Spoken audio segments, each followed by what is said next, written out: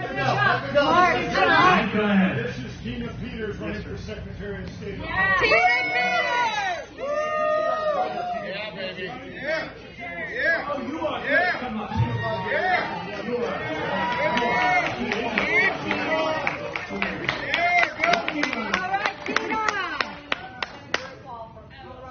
Do you have anybody in the Republican primary? I do. You know what it is? Pam Anderson, who is the director. Not the Pam Anderson.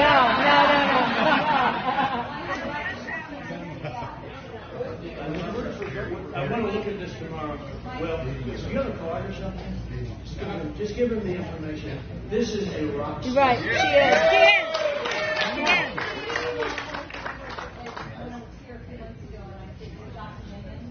I'm the one that did the Yeah, initiative. no, you did. And then they went after you. Yeah. See, then they go after you if you're investigating. Yes. Right. Right. I've been investigating since day one, President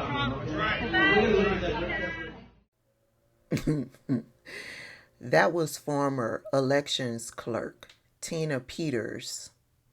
She was down at Mar-a-Lago getting praised as being a rock star for investigating Donald Trump's false, stolen election claims. On yesterday, Tina Peters was sentenced to 9 years in prison.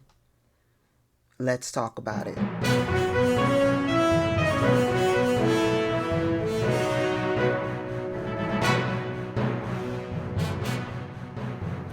Hey everybody, welcome back to the channel, Tabitha Speaks Politics. I am your host, Tabitha, and we are on the road to 500,000 subscribers. So if you've come across this video and are not subscribed to the channel, I welcome you to subscribe. We talk all things politics by way of viral news stories over here, and we pretty much have a good time doing it. I focus on bringing you all the facts and the truth. So if this is a spot where you would like to hang out, go ahead and click that subscribe button. I promise you will not be sorry. This was Tina Peterson a couple of years ago. She was getting fame from the MAGA nuts. She was getting fame from her connections with Donald Trump. She was working diligently with the My Pillow guy, Mike Lindell, and trying to snuff out all of the illegal irregularities, all of the corruption surrounding the 2020 election. She broke the law in seeking out the truth as to why Donald Trump lost the 2020 election. The truth is, Donald Trump lost the election because we all went out and voted and made sure that he was not reelected. But that wasn't good enough for Tina Peters and Mike Lindell and the rest of the MAGA nuts. No, that wasn't good enough. They were going to dig and they were going to break the law in their digging to prove that there was corruption, there was lies, dead people voted. Yeah, well, Tina Peters got arrested. She was charged. She was convicted on 3 counts of attempting to influence a public servant, 1 count of conspiracy to commit criminal impersonation, first-degree official misconduct, and violation of duty and failing to comply with the Secretary of State. She used her office and she took advantage of the people that worked with her. She took advantage of the power that she had in the position that she was elected to prove lies and conspiracies. And for that, on yesterday, she was sentenced. Here's her mugshot. This is the mugshot that she took when she was first arrested. All smiles. This was her mugshot on yesterday when she was sentenced to 9 years in prison. Tina Peters was not only sentenced to 9 years in prison, in addition to her incarceration, she imposed a $2,000 fine for counts 1, 2, 4, and 6, and she imposed a $1,000 fine for counts 9 and 10. Peters was immediately taken into custody and she was hauled off to prison. While she sat through that trial and while she sat there being sentenced, Donald Trump was nowhere around. All of the MAGA nuts who praised her for breaking the law, they were nowhere around. And you know what's going to happen? They won't be there to cheer her on while she serves her prison sentence. When she has to pay back those fines, Donald Trump and the MAGA nuts who praised her, they will not donate not one thin dime to her to pay those fines. And I love that for Tina Peters. Yes, I want to leave you with about 15 minutes of what the judge had to say to Tina Peters as he sentenced her on yesterday. He was not kind. He did not stutter. He did not hold back in letting Tina Peters know exactly what he thought about her and her criminal acts, what he thought about her character. It was chef's kiss. And I guarantee you, his demeanor and how he handed down his sentence is why Donald Trump is so unnerved. His time is coming, and he knows it. This election isn't looking so good for Donald Trump, according to the polls. You guys know that I don't listen or pay attention to the polls. The only way that Donald Trump will be held accountable for what he has done to this country is if we do our due diligence. So before I lead you into this video of Tina Peters' sentencing hearing, I want for you to understand, for us to make sure Donald Trump is held accountable, we have to vote to make sure that he does not get back into office. We are not only voting to save democracy, we are also voting to make sure that Donald Trump and all of his sycophants in Congress and who are running around free, stirring up chaos by way of social media and news media, to make sure that they are all held accountable. We have to vote to make sure that Donald Trump does not regain office. If he regains office, our democracy will be history, and none of them will be held accountable. The defense has, and Ms. Peters in particular, has remained quite defiant, which is her right, but certainly not helpful for her lot today. And in arguing why I should impose a particular sentence, she tells me about her ailments, her loss, her struggles in life. But in reality, for those of you who may have been here earlier this morning and seen some of the folks who've occupied that chair before Ms. Peters, there could be not much in the way of a comparison in terms of the type of sympathy one would extend to Ms. Peters. Those folks didn't have 4 lawyers representing them. They didn't have a team of assistants helping them. They're not getting rides in private jets all over the country. No, the people who sit in that chair suffer, generally speaking, immeasurable trauma in life, struggle mightily with alcohol abuse, substance abuse, mental health struggles, family loss. They come from broken homes. The cards they were dealt were never the cards that you were dealt, Miss Peters. So when I hear you discuss your husband, who sadly passed away recently, your family struggles, and your son, who served our country admirably and made the ultimate sacrifice, I consider it. And I note, too, that he honored his oath to the country, something that is not lost on me when considering the circumstances under which you find yourself here. Your age, limited criminal history, and the like are certainly somewhat mitigating. Your ties to the community are what they are, but your reputation at this point is poor because of what you've done here and after.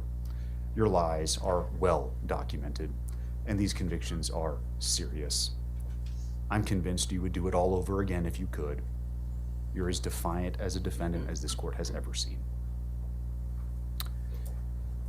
You don't have those histories of drug and alcohol abuse. There's no lifetime of trauma, not even close to the type of mitigating circumstances I would see from many folks who sit in that chair. No, to the contrary, Ms. Peters, you are a privileged person. You are as privileged as they come. And you use that privilege to obtain power, a following, and fame. And to be sure, there's no doubt in my mind that it's exactly what you wanted, and it defies all sense of common sense to believe when you suggested to me a few moments ago that you didn't want this attention. No, you crave it, ma'am. And there is no one in this courtroom who would consider that to be anything other than the absolute truth. But to get to the point of what it is that you did here, it's my impression distinctly that you never took your job of clerking particularly seriously. You didn't complete the certification. One scandal after another followed you in your time as the clerk. And ultimately, it was a belief that the echo chamber in which you live couldn't be wrong, among other things, that led you to do what you did here. This thought process, unfortunately, seems to consume so many in our country, regardless of race, gender, political affiliation, or the like, that what it is we hear and think can't possibly be wrong.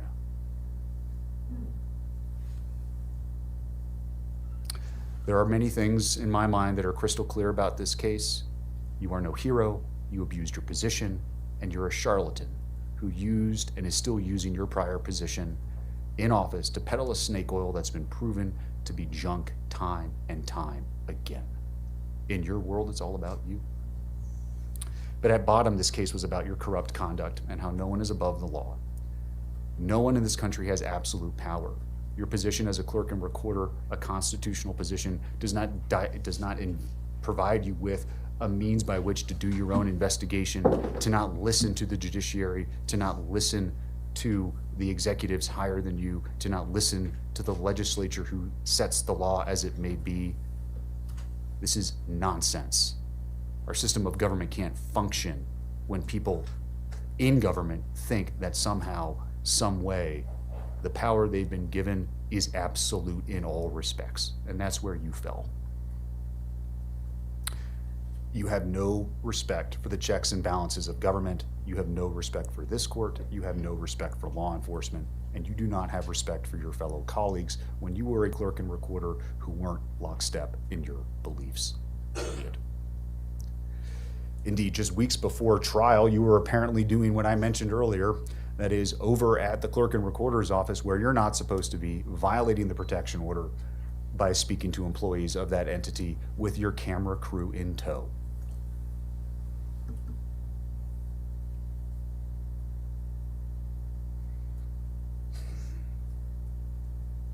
You have no qualms with violating the court's orders because you're innocent, because you didn't do anything wrong. You were just doing your job. You have no problem trying to kick an officer. Your explanation about what happened is preposterous. It's on video. You have no problem lying to officers. It's happened multiple times. They're recorded conversations. It's just more lies. No objective person believes them. No, at the end of the day, you cared about the jets, the podcasts, and the people fawning over you. You abdicated your position as a servant to the Constitution, and you chose you over all else. Yes, you are a charlatan, and you cannot help but lie, as easy it is for you to breathe. You betrayed your oath for no one other than you. And this is what makes Ms. Peters such a danger to our community. It's the position she held that has provided her the pulpit from which she can preach these lies. The undermining of our democratic process, the undermining of the belief and confidence in our election systems. It's not about questioning it. No one says you can't question, you can't ask. It's completely different. And if you don't understand that distinction, then there's nothing I can say or do here today that will change your mind. So the damage that is caused and continue to be caused is just as bad, if not worse, than the physical violence that this court sees on an all too regular basis. And it's particularly damaging when those words come from someone who holds a position of influence like you. Every effort to undermine the integrity of our elections and public's trust in our institutions has been made by you. You've done it from that lectern the voting public provided you with. Everything you've done has been done to retain control, influence. The damage is immeasurable. And every time it gets refuted, every time it's shown to be false, just another tale is weaved. So I'll begin by saying I've considered all of those purposes of staying of an execution of a sentence. I've mentioned all of them here generally in my comments already, and I find that a stay of any sentence I impose would be wholly unwarranted. All cases have a possibility of reversal on appeal, no doubt. I'm at peace with all of the decisions I've made here. If anything, I gave you and your counsel far too much leeway at times, but the rulings I made came after much consideration, incredible amounts of internal debate, and I trust in accordance with the applicable law. I consider the sentence here, in this case, what are available to me. Probation. Community corrections wasn't requested, but it wouldn't be an option in any event, and an incarcerative sentence to the Department of Corrections. Probation's focus is rehabilitation. That is, for folks who have minimal criminal histories, low LSI scores like you, Ms. Peters, but where punishment isn't really on the table. It's about putting someone back in the community who's not a risk and giving them a chance to correct those things that brought them before me in the first place. Community corrections, which again isn't available, but nevertheless I'll mention, is another option that I could still order. It's much more stringent than probation, but it's not prison. And it's for folks who have even higher needs. Again, drug addicts, alcohol abusers, and the like. And prison is for those folks where we send people who are a danger to all of us. Whether it be by the pen or the sword or the word of the mouth. Prison is where folks go, where punishment is what we're focused on, because the crime committed is so significant that anything less would unduly mitigate the seriousness of the same. I mentioned before there are no mental health concerns. There's no good reason why you're here, Ms. Peters, other than these are all the active decisions that you made that cost our county significantly, but also more importantly, cost you greatly, Mr. Wood, all the members of the county who worked and trusted you when you asked them to do things that they did on your behalf. It's part of your lies. The expense, the toll is immeasurable. So putting you on probation when you have zero needs that would be met by probation is the very definition of unduly depreciating the significance of what it is that you've done here, the harm that you've caused our community and continue to cause. Community corrections is the same, so prison is the only place that duly meets the purposes of sentencing in this matter. And therefore the sentence and judgment of the court is as follows. As to counts 1 and 4, the judgment and sentence of the court is 3.5 years in the Department of Corrections. Those sentences will be concurrent to each other. As to count 2, The judgment and sentence of the court is 3.5 years consecutive to counts 1 and 4. As it relates to the misdemeanor charges, count 8 is 120 days in the Mesa County Detention Facility, concurrent to count 9 and 10, which will be 6 months in the Mesa County Detention Facility, consecutive to the prison sentence. The reason those sentences are consecutive is because those sentences are, as the prosecution stated, directly related to what it is that you did here in our community, the damage you caused this community, the breach of your oath to the electorate in Mesa County. Your sentence will be followed by 3 years of parole. You have 2 days of pre-sentence confinement credit. Anything I missed? Anything else we need to address? Judge, I think you missed a sentencing on count 6. Oh, I'm sorry. Count 6 is criminal impersonation. That's also consecutive. That's 15 months to the Department of Corrections. And the cost So it's 8.5 years total, plus the 6 months for a total of 9 years of incarceration. And I think the only other thing is the cost of prosecution, Your Honor. Is there an objection to the cost of prosecution, Mr. Case? We can set it for hearing if you need to. Well, If you need to have time to respond to it, I can give you that as well. yeah, we do, because we don't understand how that was calculated. Very well. I'll give you 21 days to file an objection to the cost of prosecution. You can consult that with the prosecutor. If there's an objection, we'll set it for a hearing. Nothing else. Mr. Case, anything else? Yes, Your Honor, we have a motion previously filed for a stay, which I believe, I just denied that. well, it's pursuant to Rule 8.1. You want her to remain, I already told you in my written order what that pertains to. You want her to, she's going to remain in the MCDF for the next 6 months less good time and earned time already. Your motion, that rule you're citing to, isn't a stay of the sentence per se. It allows her to stay in the local jail for up to 60 days. And I'm happy to grant that, but she's already going to be doing it because they're going to take her, I think they're going to take her to, they're going to keep her here, and then they're going to take her to prison. Well, we filed our consent of surety to bond on appeal. Right. And we're asking simply that you allow her to remain under the conditions of that bond until we can get the Court of Appeals to rule on whether she should have bond during the appeal. No. Thank you, Your Honor. I have one other thing, and that is I need to file an exhibit that I did not previously provide because it's under seal from the DC court. It's an October 4th internal email from Dominion. It relates to Mr. Frontera. So I wanted to advise the court that I'll be filing that under seal to complete the record, Okay. and that it should be kept under seal. Thank you, Your Honor. All right. We're adjourned.